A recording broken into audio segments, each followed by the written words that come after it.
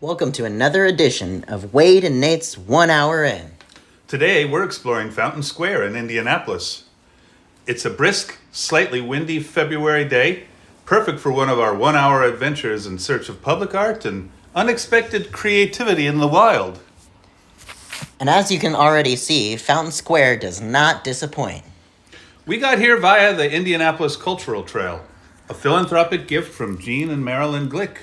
This trail connects downtown Indy to several cultural districts, including this one, a historic gem just southeast of downtown. Fun fact, Fountain Square has been a bustling commercial district since the late 1800s. That's why the city's old mule-drawn streetcar system ended right here, where Virginia Avenue meets Shelby and Prospect Streets. According to the Encyclopedia of Indianapolis, Fountain Square is known for its walkability, architecture, and a vibrant art scene. So we figured, what better way to explore it than the classic Wade and Nate way? And wow, this place is bursting with creativity. Murals, graffiti, activist art, quirky sculptures, and old school storefronts that are transformed into hip shops and restaurants, and So many vape shops. so many. Our adventure starts on Virginia Avenue, heading southeast from the I-6570 junction. Right away, we pass a mix of old and new. Hip restaurants like the Infernal Room and the world-famous Hot Boys Chicken, next to vintage storefronts and alleyways turned into vibrant street art galleries. And when I say everywhere, I mean everywhere. Graffiti behind the buildings, murals on houses, even sculptures dangling from the electrical wires. Well, those were shoes. And this blend of old and new tells a bigger story.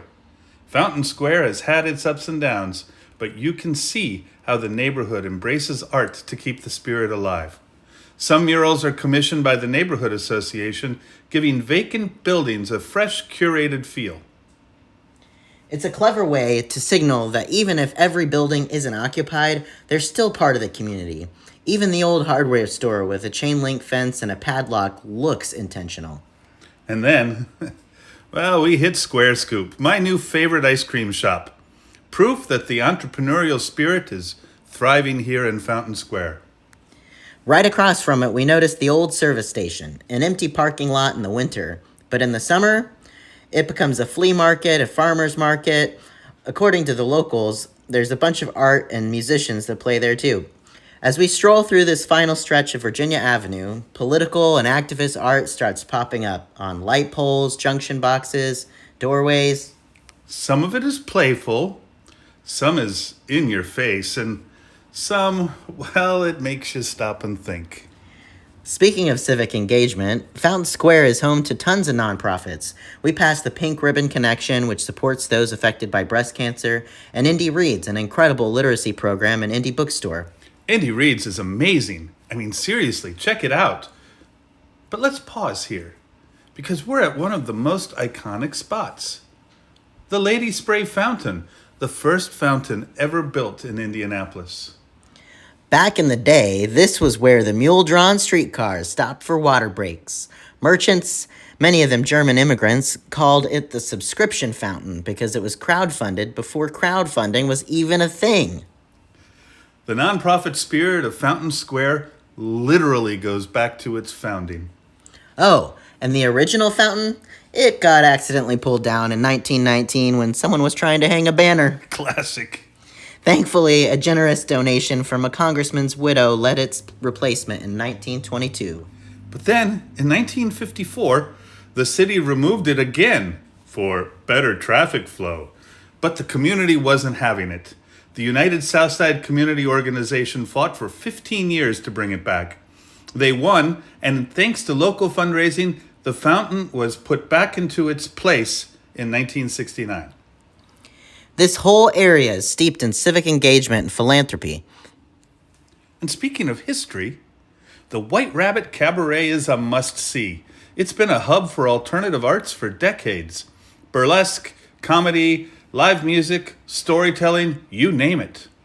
And just across the street, Radio. It's been keeping Indy's rockabilly scene alive thanks to its iconic owner, known as Tufty. And now we're back at the heart of Fountain Square, passing the Fountain Square Theater and the Fountain Building, home to duckpin bowling alleys, cocktail bars, and one of the coolest stairwells you'll ever see. Heading west, we stumble into a parking lot treasure trove. A trailer covered in street art, a mysterious eyeball staring at us from the ground, a defaced rainbow mural still shining through, and then... A rooster! Just casually walking through the parking lot. Well, cock-a-doodle-doo! Only in Fountain Square. We then become obsessed with the mural of a man on the back of the Murphy Building. The question is, who is he? And what does his belt buckle say? Gary? Jerry? Leon? Larry? It turns out it's Fountain Square Larry, a.k.a. Larry Myers, a beloved local record store owner who unfortunately passed away in 2019. He was so lifelike and large in the community that the community honored him with this larger-than-life tribute on the backside of the building. Right beneath it, more nonprofits. CHIP, which tackles homelessness, and SEND, a community development group for Southeast Indy. Walking further, we hit another historic landmark, St. Patrick's Catholic Church, founded in 1865. It's been a staple here for over a century. After a quiet moment of reflection, we head back down Virginia Avenue and stumble across a hidden gem, the Mango Art Truck, a mobile gallery powered by local collective Gang Gang. We keep walking and pass a liquor store, an ugly modern apartment building. Why is this here? And then an unmarked commercial building. What is this place? A tiny sign on the door gives it away. It's White Castle's warehouse and distribution hub. Turns out they're probably the biggest employer in this district. Quite unexpected. We're reaching the end of our walk, but there's one final stop. The Fountain Square Community Garden, tucked between the freeway and White Castle. And then one last surprise. The highway overpass isn't just a bridge. It's the Idol, a public park hidden between the lanes of traffic. We follow a dirt path, winding through small trees and scattered benches until we reach an opening, and just like that...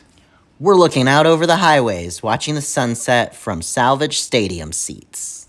What a perfect way to end Wade and Nate's 1 hour in Fountain Square.